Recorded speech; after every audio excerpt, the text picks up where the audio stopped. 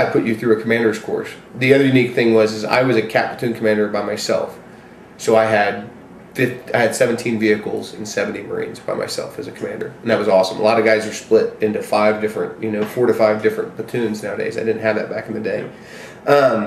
So let's move on to your knowledge of the kind of ink blot strategy. Okay. What happened here is trying to study that whole thing. The turning point book for me was War in the Shadows.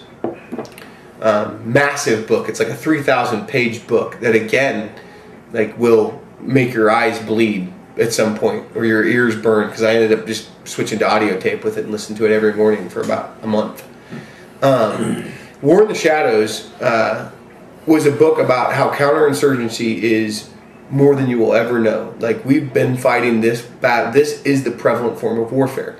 You pair that up with the other book of Max Boot's book, Savage Wars of Peace. You pair those 2 books together and you come away with an understanding that America's been fighting counterinsurgency more than we'll ever really know, or at least small wars. And then you read, then you have that book. Like, you realize that all of a sudden we are so JV to be studying the big battle. Like, we're JV. And like, that was like a snap. Whoa. What do you mean by we're JV? It's like this. Like, if I could sum up what an officer does in one sentence, an officer does risk gain assessments and then acts. That's what any officer in any military does. Right. He does risk gain assessments and then acts, whether it's admin or whether it's in battle. So that means I have to look at the enemy's most likely course of action and then act off of that, right? When I say that we're JV is if you look at the percentage of all wars fought and you decide, like, and again, any military action, you're going to come up with only that probably like 20% of the time. It's been the big pitched battles with tanks and maneuver. That's been 20%. 80% of it has been this small war, nip tuck, like hit here, hit there, fighting the insurgency, keeping these things going. It was like, holy crap. Like, I've spent 90% of my time, on the thing that's least likely to happen. Now, I'm not saying you can't be prepared for that, because it is the enemy's most dangerous course of action. If you don't have a portion of your military that's formed and ready to go, you got to be there. But then that's when I delved into the difference between training and education. Training is, and this is General Droughty, this is where I was going with this. General Droughty taught me that training is preparation for the known. How does an M16 work? How does it jam? How does it shoot? How do I aim? So training is preparation for the known. Education is preparation for the unknown. So in other words, you read something from Max Boot's Savage Wars of Peace, and you learn about how they broke the Nicaragua was to look like the enemy, walk into his camp and kill a couple of them. You know what I mean? Like, okay, that's how I'm going to break the heart of this insurgency. You take that, and now you fast forward into Iraq, and it's like, how do I do something very similar? How do I get to the guy that could possibly turn things around on me, find him, pin him down, let him know that my eyes are on you, and I've got you. Like, that type of thing. So that's education.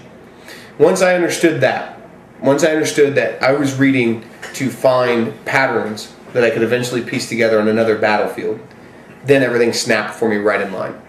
I was going to have to train my Marines, and I was going to have to educate my staff NCOs and NCOs and officers. And so that's where the battle line, like all of a sudden, like, the world became clearer to me of what I needed to do. And so I pushed really hard for education of myself at that point. And what time frame was this again? The serious time frame for education was during EWS. So that would have been August of 2007. Or, excuse me, August of 2006. And when you were talking about this education, was this when you started the Skarn horse? Yes. Society? Okay, all right, okay. Now, again, this is really important because this goes back even deeper. I, through a friend of mine, became a fan of Skarnhorst, which, in my personal opinion, and this could be opinion and it's probably based on a lot of fact, I think Skarnhorst is the reason our military looks like it does today. Skarnhorst was German. Yeah, Prussian, yeah. And like, Skarnhorst came up with the idea that at the time, most military officers were princes or had a family relation. He came up with the belief that officers need to be broad-brushed educated on any topic and then brought into the military arts from there. And what Scharnhorst developed was the Militärgesellschaft, which was the military society. And what that was is an education program where you just got officers together, and he did it over wine and had them read topics and had them do papers and things like that.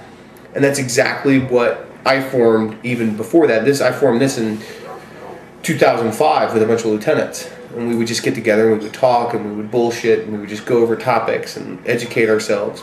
And so the same thing was happening on this other education front. We did this with a thing called Quatrefoil 2, which a bunch of officers, inside the Quantico area is sponsored by McCuff. It's a bunch of, it was started by guys like General Van Riper and those guys. To be honest with you, that's how old this thing is.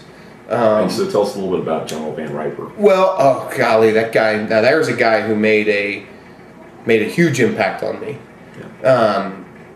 Education through General Van Riper, like, you hear as many horror stories as you want about the guy, like fired his own brother, like if you were out of order, blah, blah, blah. The guy is one of the most educated officers that I know, and he's an out-of-the-box thinker. And like any of these BS stories about him being in the box and hut, like he's the exact opposite.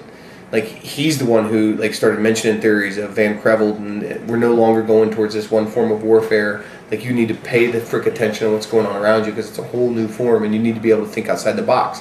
Like one of the greatest things that he taught me was quit looking for order when there can be none. And he never said those words, but what he talks about is there are two types of really systems in the universe. So you met him in these seminars? I met him in those seminars and then would talk to him like at EWS and one-on-one and things like that. And like what he taught me was, I want to make sure I say this right because some of it's my own and I don't want to mix it in. But the idea being is there are two different types of systems in the world. There are and I can't name what they are right now. I have to pull up my paperwork. But there's a system that is like a clock. If you pull out one cog or dent one piece of it, it just doesn't work. So in that system, there is cause and effect. And you can measure and gauge cause and effect. With the other system in the universe, which is the rest of us, A plus B doesn't equal C. I can do the same thing twice, but because I'm in a different room, I'm in a different place, the effect is always different. And what he was talking about is he was hating the military going towards this effects-based deal, like trying to create a system, like if we do A, Y, and then B, and then C is going to happen. I'm looking for C, so I'm going to do that. Like his deal was like, oh hell no, it's never going to happen that way twice. You have to be so flexible. You have to make a decision, reassess, make a decision, reassess. Boyd's old theory. Like really the OODA loop was the only way. And like any unit that, and again, philosophy of you've got to be adapting continuously. You can never stop changing yourself to model after the enemy. So, and he taught me that type of theory. You know what I'm saying? That it's a constant evolution, the discourse loops, things like that. Like he really helped me understand that it's a constant adaptation. And it's going to be worse because now in a counterinsurgency, you're not even trying to affect his tanks, you're trying to affect his mind. And so it's a constant reassessment. Right. And just as an interesting note, General Van Riper's son served in 3-7 in the mid-90s with us. Oh, no kidding. Yeah, he was in Keel Company, though. Okay. Yeah. We'll hold it against Sorry for him. It's too bad. But on a note that's more germane to this, General Van Riper was the Op 4 commander for something called Millennium Challenge. Yeah, 02. Absolutely. Yes, I am. I talked to him about that several times. Both really good books. Blink, brilliant book where it